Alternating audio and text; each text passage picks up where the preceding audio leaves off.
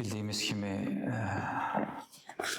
aprel ayında Pasxa olacaq və bu tarix yaxınlaşdıqca mən istərdim bir neçə həftə biz Məsihin əzabları və ölümü haqqında və bu ölümün nə üçün baş verdiyi haqqında danışaq, onun nəticələri haqqında danışaq.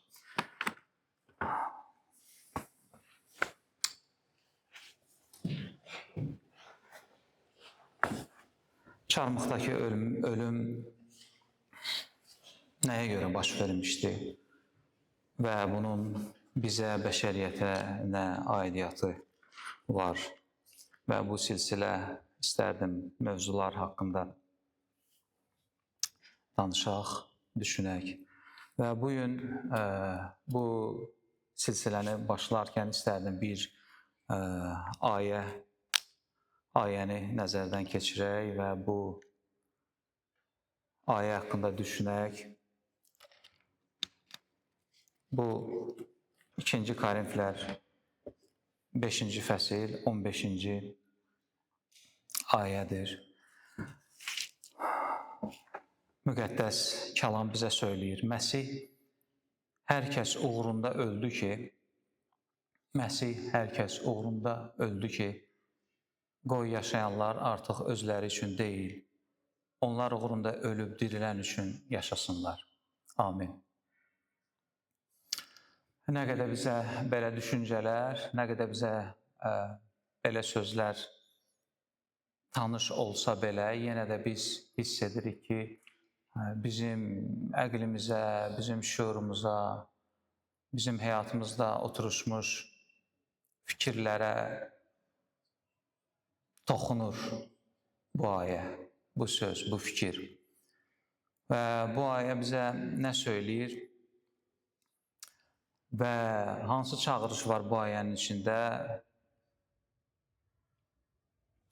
Məsihin bizim onun üçün, yaşaya bilməyimiz üçün öldüyünü söyləyir. Yəni, Məsih ölüb ki, biz onun üçün yaşayaq.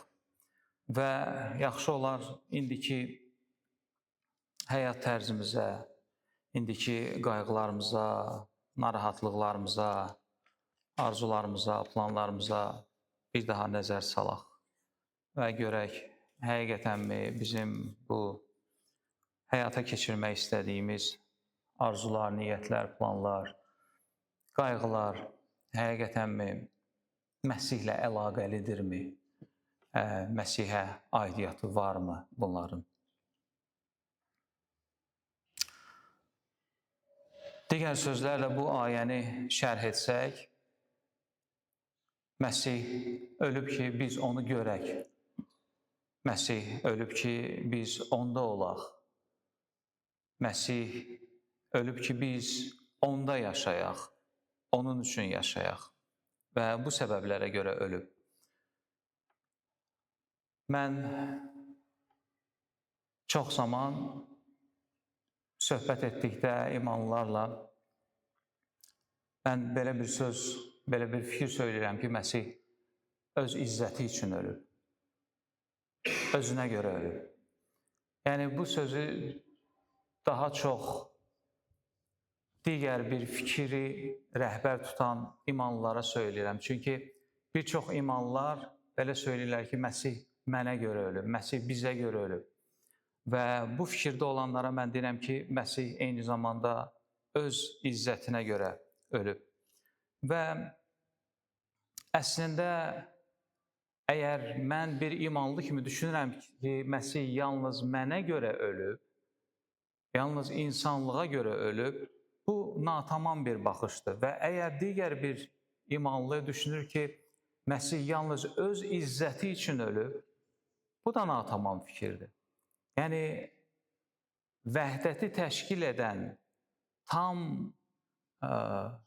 baxışı təşkil edən hər iki fikrin doğruluğundadır.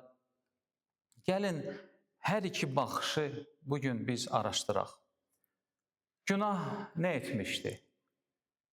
Daha doğrusu, hətta söyləyə bilərik ki, günah nə etmişdi və nə edir hal-hazırda və nə edəcək. Məhz günahın nəticəsində insanlar nə etdilər? Allaha layiq olduğu izzəti verə bilmədilər.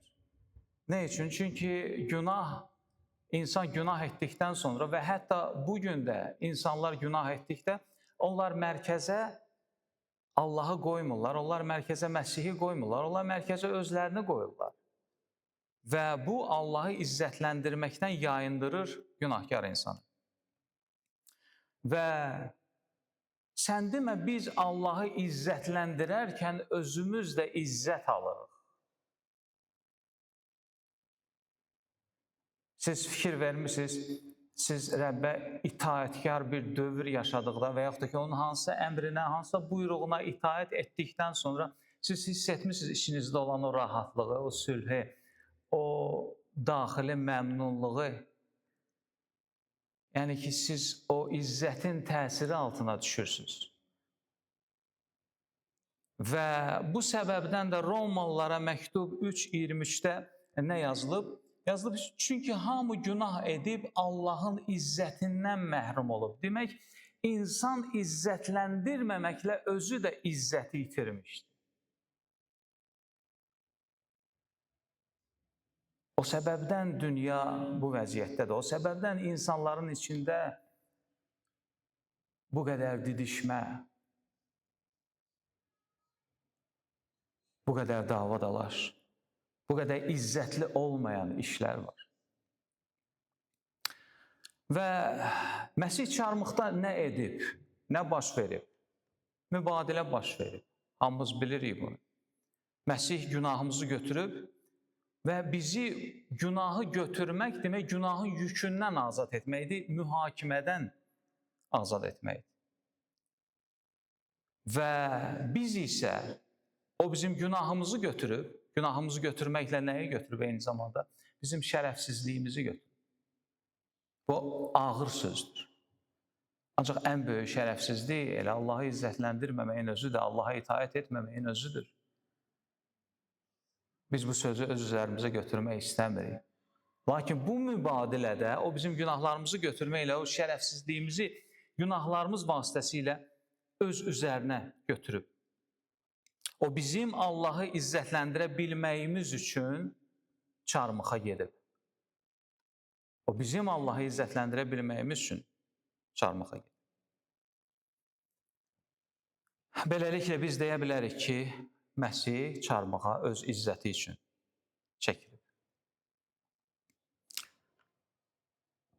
Mən başa düşürəm ki, bəzən müəyyən bir insanları qulağına yad gələn bir ifadədir.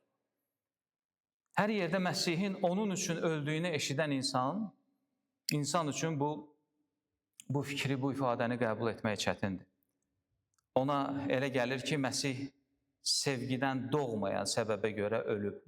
Yəni, onun ölümü sevgidən doğmayan bir səbəb. Bizə elə gəlir ki, Məsihin ölümü haqqında belə düşünmək səhvdir. Məsihin ölümü və əzabları həm onun öz izzəti üçün idi, həm də eyni zamanda bizə olan sevgisinə görə idi. Yəni, həm izzətinə görə, həm də bizə olan sevgisinə görə. Hər iki səbəb vəhdət təşkil edir. Bu necə ola bilər? Gəlin, Məsihin şəxsiyyətinə baxaq. Gəlin, Məsihin kimliyinə baxaq. Mən deyərdim, bəşər tarixində əgər ona bənzər birini tapa bilsək, onun şəxsiyyətini müqayisə etmək olar kiminləsə. Amma o bəşər tarixində heç kimin ola bilməyəcəyi bir yerdədir. O bəşər tarixində heç kimin ola bilməyəcəyi bir yüksəklikdədir. Heç kim onun kimi məhəbbət göstərə bilməyib. Nümunə yoxdur. Necə? Məsihin kimliyinə baxaq. İnsan cismində olanların içində Allah olan yeganə Məsihdir. Allah olduğuna görə bütün etdikləri doğrudur. Çünki Allahın bütün etdikləri doğrudur. və cisimdə yer üzünə gəlmiş olan Allah yeganə Məsihdir. Allah olduğuna görə bütün etdikləri doğrudur. Allah olduğuna görə bütün etdikləri kamildir. Qüsursuzdur. Nə edibsə qüsursuz edib. Məsih nə edibsə qüsursuz edib. Nə söyləyibsə qüsursuz söyləyib. Kamil edib hər şey. Və bu kamillik səviyyəsi, bu kamillik dərəcəsi heç bir insanda, heç bir bəşər evladında olmayıb. Kimliyindən asılı olmayaraq nə bizdən əvvəl, nə bizim dövrdə, nə bizdən sonra Məsih kimisi olmayacaq. Ətrafınıza bax. Baxaq ətrafımıza, ətrafımızdakı insanlara. Heç kim onun kimi ola bilməz. İbranilərə 1-ci fəsil 3-cü ayədə İsa'nın Allahın izzətinin əksi və mahiyyətinin tam surəti olduğu söyləndir.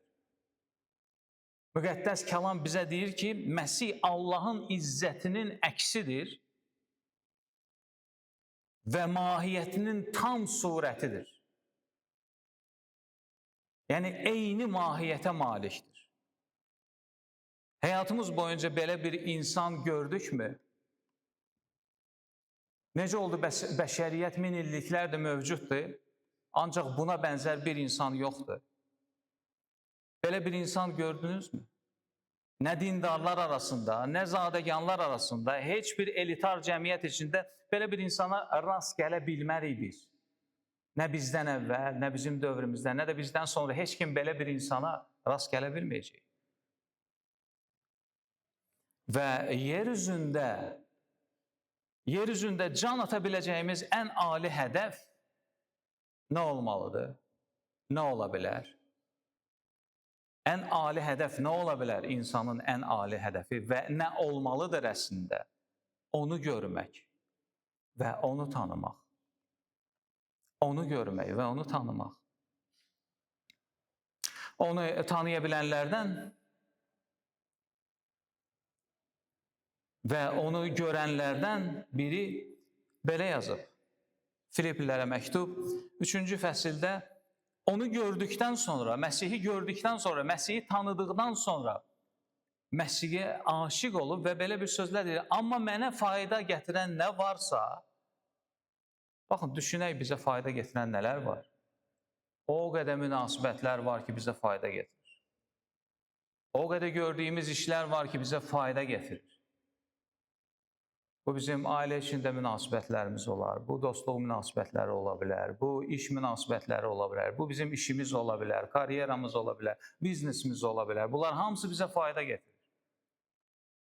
Amma baxın, Məsihi gördükdən sonra insanda baş verməli olan transformasiyanı biz burada görürük. Deyir, amma mənə fayda gətirən nə varsa o deməkdir ki, hər şey, mənə fayda gətirən hər şey Məsih uğrunda ziyan saymışam. Sən demə, bizim fayda hesab etdiklərimiz Məsih uğrunda bizim ziyanımız ola bilər. Uğrunda ziyan saymışam. O demir ki, ziyanlıdır, deyir, ziyan saymışam. Sayırıq mı biz ziyan? Belə yaşayırıq mı? Belə yaşamaq üçün ilk öncə belə düşünmək lazımdır. Belə düşünmədən belə yaşamaq mümkünsüzdür. Çox zaman biz əməl etməyə çalışırıq.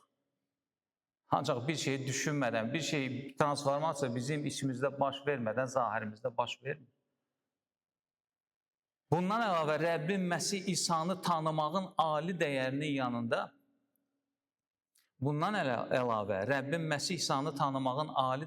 yanında, hər şey ziyan hesab edirəm. Onun uğrunda var yoxumu atıb tullantı sayıram.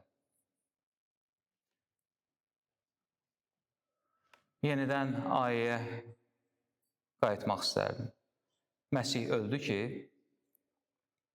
öldü ki, yaşayanlar onun üçün yaşasınlar.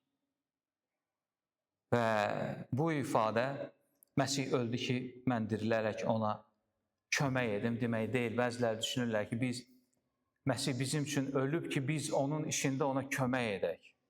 Təəssüf ki, belə iddiada olanlar da var. Həvarilərin işləri 17-ci fəsil 25-ci ayədə nə yazılıb? Allahın insan əli ilə edilən xidmətə ehtiyacının olmadığını söyləyir.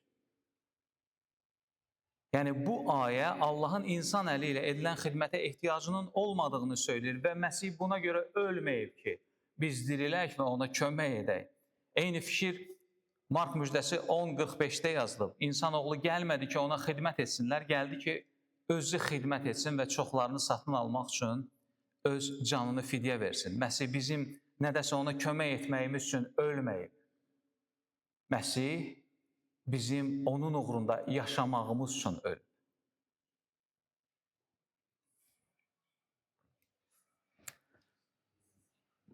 Bugün kifayət qədər ağır və kifayət qədər aydın bir mesaj alırıq biz bu ayə vasitəsilə. Biz onun üçün yaşamalıyıq. Biz onun üçün yaşamalıyıq. Onun üçün yaşamaqdan öncə həyatımızın mənasının onda olduğunu anlamalıyıq. O bizi birinci olan digər sevgilərdən, bağlılıqlardan, zövqlərdən azad edib, onun möhtəşəmliyini anlamağımız üçün ölüb. Biz anlamalıyıq ki, ona olan sevgimiz bütün sevgilərdən ali olmalıdır. Biz anlamalıyıq ki, ona olan bağlılığımız bütün bağlılıqlardan ali olmalıdır. Və əslində bu belə deyilsə, demək ki, biz onu tam şəkildə görə bilmirik. Demək ki, biz onu tam şəkildə anlaya bilmirik. Çünki onu görüb anlamaqla onu hamıdan çox sevməmək mümkünsüzdür. Yalnız bunu anladıqda biz onun sevgisini qəbul edib, eyni zamanda ona şərəf və izzət verə bilirik. Bu iki nəzər bir-birinə zidd deyil. Onlar vəhdət təşkil edir. İsa öz şagirdlərinə gedəcəyini və onlarla bundan sonra müqəddəs ruh, təsəlli verici göndərəcəyini söyləmişdi. Yəhya müjdəsi 16-cı fəsil 7-ci ayədə bunu söyləyir. Sonra isə İsa bu köməkçinin ruhun nə edəcəyini söyləyir. Baxın, Məsih aydın şəkildə bu ruhun nə edəcəyini söyləyir. O deyir ki, o məni izzətləndirəcək. O məni izzətləndirəcək. Çünki mənim olandan götürüb sizə bildirəcək. Mənim olandan götürüb sizə bildirəcək. Yəni biz bu bilik vasitəsilə də onu izzətləndirməliyik. Bu nədir? Demək ki, biz bu bilik vasitəsilə onun daha da anlayıb, onun üçün yaşayacaq. Məsih bizim onu görüb izzətləndirə bilməyimiz üçün ölüb. Bu dünyada yaşayanlara verilə biləcək ən böyük kömək və hədiyyədir. Bu dünyada yaşayan insanlara verilə biləcək ən böyük kömək və hədiyyədir. Məsihin özünü sənə açması, Məsihin özünü sənə açması sənin həyatında sənə edilən ən zəruri köməkdir. Sənin həyatında sənə verilən ən böyük hədiyyədir. Bu Allahın sənə ən böyük hədiyyəsidir. Və Məsihin sənə özünü açması vasitəsilə sənə veriləndən artığını sənə heç kim verə bilməz. Bu mümkünsüzdür. Çünki onun açıqlaması da, çünki onun hədiyyəsi də kamildir, alidir. Məsihin sevgisinin tamlığını göstərən ayəni isə, Məsihin sənə və mənə olan sevgisinin tamlığını göstərən ayəni isə biz onun Yəhya 17-ci fəsildə duasından tapırıq. O, sənin üçün, o mənim üçün belədir. Ey ata istəyirəm ki, mənə verdiyin insanlar, həyata istəyirəm ki, mənə verdiyin insanlar mənim olduğum yerdə.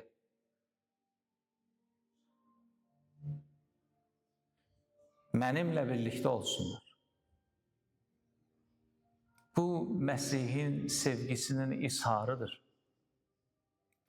Bu, onun duasıdır, bu, onun istəyidir. Və bu duanın, bu istəyin qarşısını heç kim, heç nə ala bilməz. Onun istəyinin qarşısını heç kim və heç nə ala bilməz. Və o deyir ki, mənə verdiyin insanlar mənim olduğum yerdə mənimlə birlikdə olsunlar. Və mənim izzətimi görsünlər. Onun izzətini görməkdən ala biləcəyimiz zövqü biz bu dünyada və ümumiyyətlə heç bir zaman heç nədən ala bilmərik. Və mənim izzətimi görsünlər. Məsih bunun üçün ölüb. Məsih öz izzəti üçün və sənə olan sevgisinə görə ölüb. Ata Allahın əzəli